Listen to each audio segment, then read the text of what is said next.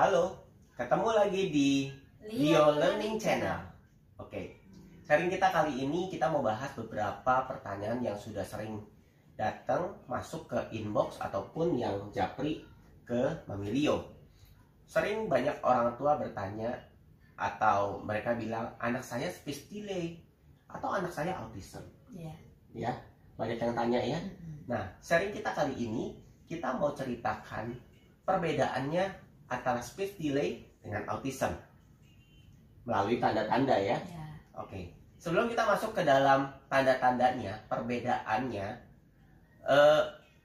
kita mau tahu dulu sebenarnya speech delay itu apa sih? Coba biar Mami Leo yang terangkan. Speech delay itu sebenarnya bukan sebuah diagnosa, tapi itu sebuah gejala. Gejala ya. Gejala dari berbagai macam gangguan. Speech delay pun terbagi menjadi dua klaster sebenarnya. Dia satu gangguan speech delay fungsional, yang satu lagi gangguan speech delay non fungsional. Fungsional dan non fungsional. Fungsional apa tuh? Kalau fungsional itu gangguannya lebih ringan. Lebih ringan. Speech delay itu kalau yang fungsional itu gangguannya lebih ringan. Biasanya itu karena kurang stimulasi dan pola asuh yang salah lah. Pola asuh, jangan diajak ngomong kali ya? Ya, jangan diajak ngomong, kebanyakan kasih HP, kebanyakan kasih TV. Kebanyakan kasih HP. Ya, tapi itu yang fungsional. Itu fungsional. Kalau yang non fungsional? Kalau yang non fungsional itu gangguannya lebih berat, itu karena bermasalah dalam bahasa reseptif. Oh, seperti, penerimaannya. Iya, seperti autism atau ADHD. Oh, oke. Jadi jelas ya. Kalau speech delay itu merupakan salah satu gejala, bukan diagnosa ya.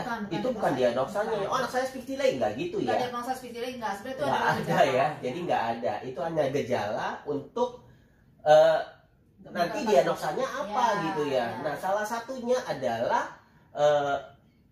non fungsional dan salah satunya adalah gejala menuju autism, spektrum autism.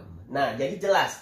Jadi gejala menuju kepada autism gitu ya. Nah, oke. Setelah kita sudah tahu ya, ternyata speech delay itu merupakan gejala. Sekarang kita mau bahas sebenarnya usia berapa sih ya anak-anak itu kita sudah bisa didetek melalui tanda-tanda antara speech delay atau autism. Sebenarnya ada yang dari lahir sudah kelihatan, tapi itu udah jelas banget. Biasanya mungkin pada saat ibunya menyusui, dia sama sekali nggak melihat mamanya. Itu ada. Jadi dari bayi ada yang sudah kelihatan. Tapi lebih banyak yang pada saat umur 18 bulan sampai 2 tahun itu regres. Artinya dari bayi itu dia baik-baik, kontak mata bagus, semua bagus. Kemudian pada saat masuk usia 18 bulan atau 2 tahun itu mulai pelan-pelan hilang. Regresi. Oh, bisa begitu. Ya. Oke. Nah, teman-teman tahu bahwa karena kami kan punya anak yang autism, jadi kami belajar. Jadi sumber-sumber yang kami cari ini adalah rangkuman-rangkuman dari pembelajaran yang kita belajar ya. Jadi kami bagikan sama teman-teman. Semoga ini bisa bermanfaat buat teman-teman sehingga lagi bingung antara speech delay atau autism ya. Jadi kita bagikan buat teman-teman. Nah, langsung kita cari tahu nih tanda-tandanya nih. Nah, tanda-tandanya nih kalau speech delay sama autism, tanda-tandanya apa aja sih? Sebenarnya ada 5.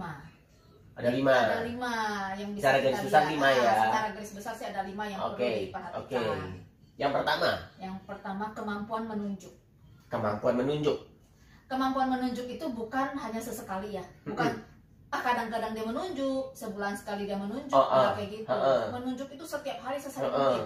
Karena namanya anak-anak kan pengen ini, pengen itu kan semuanya pakai nunjuk.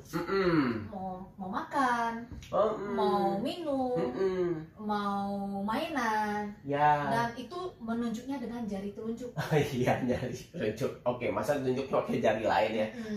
Jadi tunjuknya dengan jari telunjuk. Selain dia meminta makanan juga kan share attention ya, atau joint attention. Jadi anak-anak kecil kan suka, mama aku lihat ini, nunjuknya seperti itu. Contoh melihat kereta api lewat, atau melihat ada pesawat. Ya. Jadi dia tunjuk. Jadi walaupun anaknya belum bisa bicara, dia tunjuk ah. Oh gitu. Nah, itu paling hanya keterlambatan bicara. Oh, jadi kalau dia udah bisa menunjuk segala macam, walaupun belum keluar bahasa. Iya. Dan dia bisa sampai gitu. Artinya speech delay lah ya. Terlambat saja, terlambat dalam. Tapi kalau belum, ada kemungkinan autism ya. Dia nggak bisa nunjuk, dia nggak bisa nggak bisa share attention, itu sudah masuk ke gejala autis. Itu tanda satu ya, tanda satu, salah satu tanda. Lalu kalau tanda yang kedua? Tanda kedua bermain. Bermain, gimana? Anak autism nggak bisa main? Ya, anak autism bisa main, tapi dengan permainan tertentu. Misalnya hanya puzzle, balok, Lego. Jadi mereka tidak ada imajinasi. Oh, mainnya yang balok, susun, puzzle, pasang gitu. Ya, permainan imajinasi seperti gimana? Kasih boneka makan, shopping boneka makan, terbangin pesawat. Oh, pesawatnya terbang gitu. Atau main mobil-mobilan nih, mobil jalan. Oh, kalau main mobilan biasanya dibalik. Dia bisa dibalik. Rodanya doang diputar-putar. Nah, kalau dia balik rodanya diputar, terus biasanya sih cirinya adalah tindakan repetitif ya. Berulang-ulang. Jadi seharusnya susun puzzle itu paling cuma 5 menit. Atau mungkin 3 menit udah selesai. Dia udah susun, dia bongkar lagi, dia susun lagi, dia bongkar lagi, dia susun lagi, dia bongkar lagi. Jadi udah jadi ya, dia bongkar, dia susun lagi.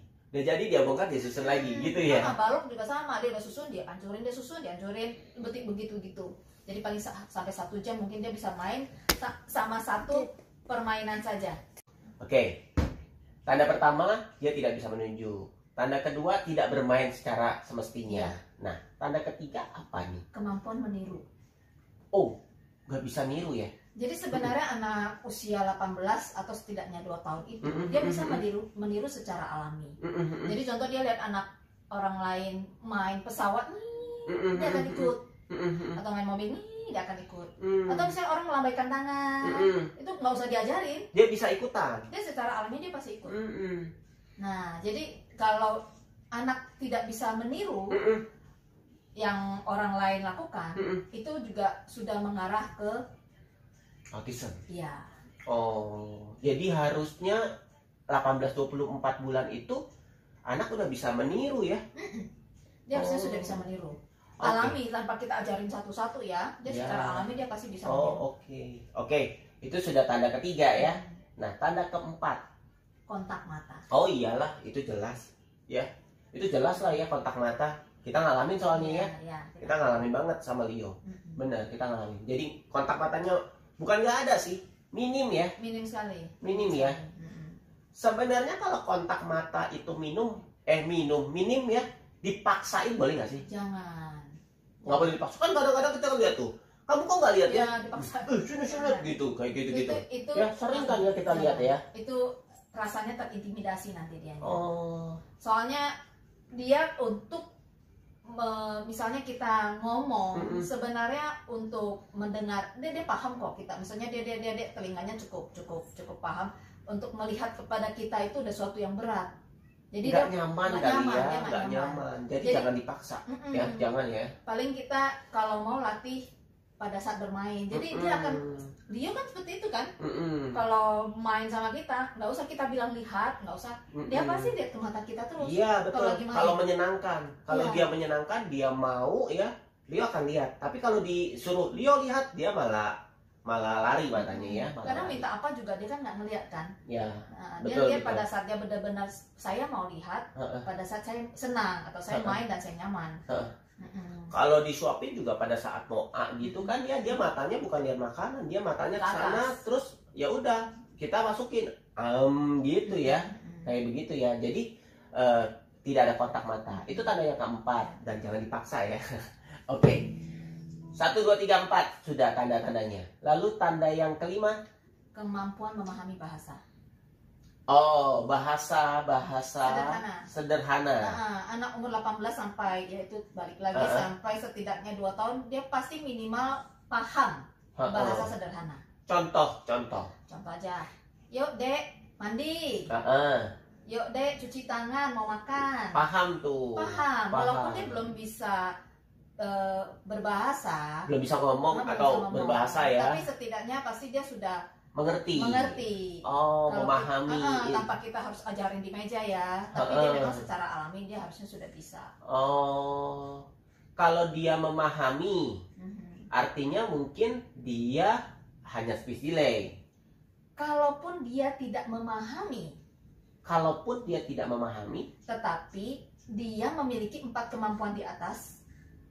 Oh, dia nggak memahami, tapi kemampuan 4 poin tanda-tanda 4 itu yang kemampuan bisa menunjuk, bisa bermain, meniru, bisa meniru, bisa kontak mata, oke. Itu hanya tidak bisa memahami, belum bisa memahami, kemungkinan masih speech delay. Kemungkinan itu masih hanya speech delay. Kalau dia mempunyai 4 kemampuan di atas. Ya, tapi kalau dia tidak bisa memahami, terus 4 kemampuan di atas juga nggak ada, udah komplit. Ya. Paket komplit. Ya.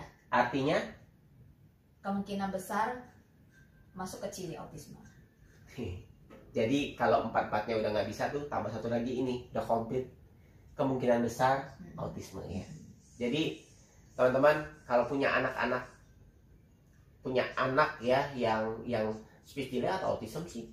Nah, kalau sudah ada 5 ini ya kemungkinan besar ya autism. Ya. Nah, setelah kita tahu nih anak kita lagi speech delay atau autism ya misalnya ya. Nah, ada nggak tipsnya sih supaya kita bisa lihat nih bagusnya gimana kalau kita udah lihat si anak baik speech delay maupun autism? Ada 3. Ada 3 tips ya. 3 tips Mamilio. Kalau yang ke-1 itu cek perkembangan milestone anak kita dengan anak tipikal. Oh, jadi kita cek ya kalau seharusnya tumbuh kembang anak tipikal tuh yang seperti biasanya apa? Seperti apa sih? Kita cek. Itu kita bisa ke website www.rumahinspirasi.com. Oke, bisa di www.rumahinspirasi.com. Bisa dilihat itu tumbuh kembang yang seharusnya. Di situ cukup komplit. Dia ada indikatornya dari umur 1 tahun, 2 tahun, 3 tahun, 4 tahun dan seterusnya. Jadi dia ada indikator perkembangan anak sesuai umur. Dilihat dari sensori motorik, fisik motorik tadi ya. Kemudian sosial. Ada semua tuh di situ. Ada sosial, ada kognitif, ada agama, terus moral ya, moral agama, itu ada bahasa, itu semua ada. Dia ada ya, jadi kita compare lah ya sama anak kita sendiri, kan kita tahu kemampuan anak kita ya, jadi umurnya berapa kita compare, kayak gitu. Tapi ya. kalau misalnya nih anak saya umur 2 tahun nih, terus melihat kepada indikator itu kan 2 tahun, oh anak saya belum bisa nih di 2 tahun nih, tapi kemudian dia balik lihat ke yang 2 tahun itu kan berarti 24 bulan ya, tapi begitu dia balik lihat yang 18 bulan, semua yang 18 bulan sudah bisa, ini hanya keterlambatan. Oh gitu. Ya, jadi kurang stimulasi saja. Gitu. Oh yang 18 dia udah bisa semua, umurnya udah 2 tahun. Umur 24 bulan. Tapi yang 18 bulan itu dia udah bisa semua. Udah bisa semua. Nah itu hanya keterlambatan dan perlu distimulasi. Oh telat aja. Telat dan perlu distimulasi. Oke ya. Kan ada juga beberapa yang telat memang sih ya, nggak semuanya sesuai dengan apa step-stepnya ya. Oke, itu tips pertama Mami Lio. Tips keduanya Mami? Dokter, janji temu dengan dokter anak. Oh iyalah pasti ke ahlinya lah ya, itu udah pasti supaya pasti ya. Kita kan mau screening anak kita ditangani oleh orang profesional, bukan asal screening aja. Iya jangan tebak-tebak buah manggis ya, manggis aja kadang-kadang salah. Jadi kita udah ngisi yang tadi, juga tetap lebih baik kita ke bawa ahlinya. Jadi biar dokter yang screening anak kita sampai di mana perkembangannya. Juga kalau misalnya anaknya sudah masuk preschool misalnya, kan kita nggak ngeliat anak di sekolah kan, yang ngeliat kan guru. Betul. Kita perlu ajak gurunya berbicara, tanya sama gurunya, anak saya di sekolah ini ada ketinggalan nggak? Atau dia bisa nggak bergabung dalam lingkaran kecil? berkumpul dalam suruh baris berbaris, ada masalah nggak? Iya, iya. Nah itu pasti guru bisa tahu. Iya. Karena kalau misalnya anak-anak dalam spektrum autisme itu pasti tidak akan mau bergabung dalam lingkungan itu, pasti lari sana sini. Iya. Disuruh baris pasti nggak akan mau. Gitu ya. Juga kalau misalnya taruh di titik di daycare, itu kan seharian berarti dari pagi atau mungkin setengah hari sampai sore sampai malam kan. Miss di daycare kan yang lihat. Nah, kita juga nanya, caranya sama seperti nanya ke untuk yang bersekolah tadi. Gitu ya. Jadi memang kita yang pertama memang kita cari ahlinya dulu ya, biar kita bisa pastikan. Yang kedua ya kita lihat mana yang terlibat dan tolong bantu pantau ya. Anak saya ada sesuatu yang berbeda nggak? Tolong kasih info ya. Kalau kitanya sibuk ya, titip di daycare ya tanya sama orang daycare-nya gitu ya. Karena daycare pasti kebanyakan anak tipikal udah pasti. Iya. Jadi missnya pasti bisa tahu kalau ada perbedaan. Iya. Oke. Tips yang ketiga, Mami? Pelajari ilmu ABA. Oh, ABA. Oke, promosi ABA ya. Bisa ya, bisa cari ya pelatihan-pelatihan ABA. Jadi kita juga belajar. Saya sama istri saya juga kita belajar ABA. Jadi sangat membantu. Sangat-sangat membantu. Nah, jadi dari 5 tanda speech delay dengan autism itu, lalu Mami Lio juga memberikan tips 3. Semoga tips-tips dan tanda-tanda yang tadi itu sudah dipaparkan ini bisa bermanfaat ya. Apalagi pada saat pandemi begini, kami tahu ya bahwa orang terapi juga stop ya, kebingungan mereka harus cari gimana. Nah, makanya kami selalu berusaha mencari materi-materi sharing yang memang bisa bermanfaat buat teman-teman. Bisa bermanfaat buat teman-teman yang mungkin sedang kebingungan atau minimal sedikit pengetahuan yang kami punya kami mau bagikan buat teman-teman. Tapi yang paling terpenting teman-teman adalah intervensi dini. Ya. Bener ya? Terlepas itu speech delay atau dia gejala autism, tapi intervensi dini adalah yang paling penting. Karena supaya lebih cepat mengejar ketinggalan. Speech delay juga dia ketinggalan. Betul. Spektrum autis juga dia ketinggalan. Lebih cepat ditangani. Lebih cepat ditangani supaya ketinggalannya semakin tidak menjauh. Seperti kita kan selalu bilang kan, oh Lio udah umur segini. Kita selalu berusaha, ya kalau kita sih maunya Lio kejar terus. Jangan semakin melebar. Iya. Kalau kita nggak cepet-cepet makin lebar nanti. Iya, makin lebar. Betul. Nah, begitu aja teman-teman video sharing kita kali ini. Semoga bisa bermanfaat buat teman-teman. 5 tanda itu bisa jadi acuan, dan 3 tips dari Mami Lio juga semoga bermanfaat. Sampai ketemu di sharing-sharing kami selanjutnya. Tetap semangat, tetap jaga kesehatan. Bye-bye.